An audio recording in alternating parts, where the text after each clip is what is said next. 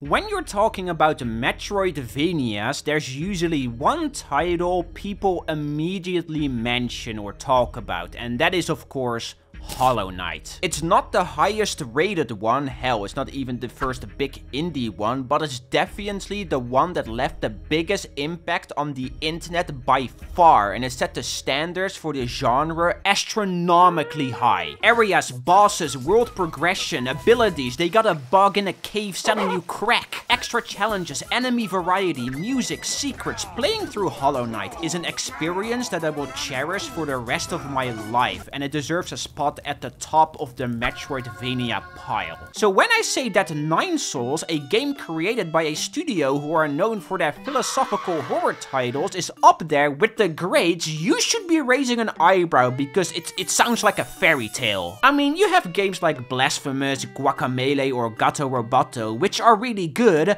but not Hollow Knight good.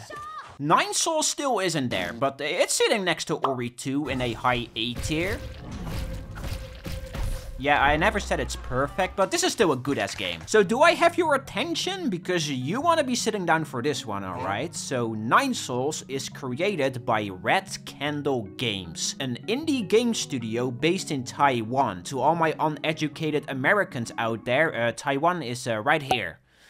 I think at least, don't quote me on that. Now, these guys have been in some rough water before SOLS was even announced. Their first title, Detention, was a massive hit, overwhelmingly positive on Steam with almost 10,000 reviews. But their second title, Devotion, is a bit of a doozy one. Not because it's a bad game, because I played it and I really liked it. But if you try to look the title up on Steam, you will only find its soundtrack, which you can't even buy. The reason for that is because Red Candle Games pulled the game down off the Steam platform after it got heavily review bombed by Chinese nationalists because the devs accidentally left an image in the game calling Xi Jinping a Winnie the Pooh moron. That's it. That's the reason. And man, I just feel bad for them. They then tried to release it on GOG, but GOG got so much negative attention from peeps in China that they decided to not go through with it. So these guys basically just got cucked, which is just really sad. And even now, if you go to the SOLS Steam page, go to the reviews, filter by negative, and select all languages, the only thing you will see is traditional Chinese. You have to do a lot of scrolling before you see a single English one, so even SOLS is still being review bombed by people in China, which sucks because, again, this game is phenomenal. It's really good. So this is, of course, a Metroidvania about a humanoid cat named Yi that lives in, as the devs say it, a Tao-punk world, which is a combination of cyberpunk and Taoism. Taoism is a sort of Chinese religion about keeping things in balance, yin-yang kind of stuff. Now, I've seen a lot of dystopian worlds about zombies or corporations having control over everything, but never really anything like this. Rain World comes kinda close with the Iterators and the Ancients, but still, this weird mixture of Asian religion and technology is a really cool setting, and visually speaking, this is a world you will just get lost in. Sprawling factories, godly temples, simulated domes, experimental labs, dreamlike spas, and mutated farms with fish corn. Where can I buy this, huh? Walmart?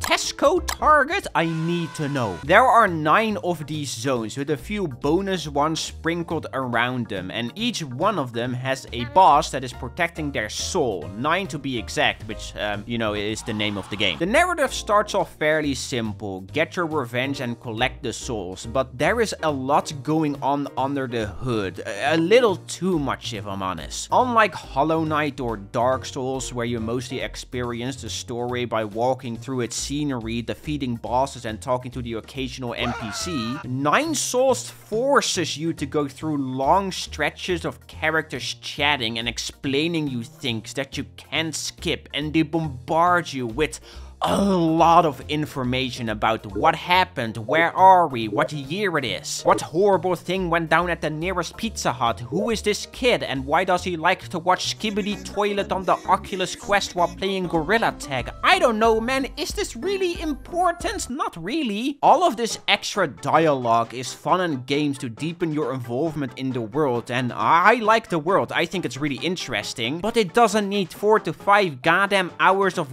characters chatting and explaining things when a bulk of it already gets told through cutscenes and the environment. It feels really double and unnecessary at times. But at the same time, the amount of crap being plopped onto my plate is overwhelming, and there are so many threads going left, right, up, down, backwards, forwards. I only started to understand a lot of it on my second playthrough. On my first one, I was really confused at certain parts, if I'm honest. They have these little comic parts at the start and end of bosses that are perfect, and if you want to give the player a little info dump on a certain set piece or event, give them one of these. I'm playing a Metroidvania, so please visualize that story. Don't tell 75% of it to me in a notepad. It might as well be a visual novel then. But let's be real for a second. None of this really matters. It's all just fluff. The presentation and story are the onions, tomatoes, and lettuce of a hamburger, and you are here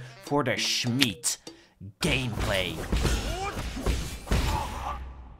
which is really good. This is 2D Dark Souls with a heavy focus on parry-based combat. Apparently that's what Sekiro is like, but I didn't play that game, so I can't make that connection. You have a basic 3-hit combo, a bow and arrow with a limited amount of ammo, and a little dash that attaches a bomb to an enemy when you zoom through it, dealing a big chunk of damage. For one of these bomb dashes, you need a chi charge, which you get every time you do a successful parry. So the more you parry, the more damage you can inflict. It's a nice balance of attacking and defending, and once you get into a groove, the combat, it kicks so much ass. It's crazy. It's really fun. It's a really simple base, but they build around that with upgrades, different ammo types, new movement abilities. Look at this. Bam! It's just the Hollow Knight charm system. I like this system. It's really fun to mess with. The gameplay loop goes something like this. You explore an area, you do some parkour, kill a few grunts, open a shortcut or two, get a few items, and then you fight a boss, which will probably beat your ass into a pulp. Which is a good thing. These bosses are definitely the highlight of 9 Souls, and some of them are brutal. Most people will get stuck on them for multiple hours, which means once you do finally beat one through commitment and tribulation, it feels really goddamn fulfilling. Me, on the other hand, I just kinda don't care and ignore 95% of what is happening because I'm just that good at video games. I never make a single mistake. Enemy variety is lacking at times. Some of these jades feel like downgrades. Sometimes they use tweening animation instead of frame by frame and it feels a bit off. But besides that, this is a phenomenal game with a juicy amount of content, so if you're looking for something to get rid of that Silksong itch that I know a lot of you are having, go check out 9 Souls. The only big criticism I'm able to give it is that the narrative is confusing at times, but I feel like a lot of games I really like fall into that category, so I don't know, maybe I'm just a little stupid. So again, do yourself a favor, go check out 9 Souls, support Red Candle Games, and subscribe. Maybe like, I don't know, man. Goodbye. Take care.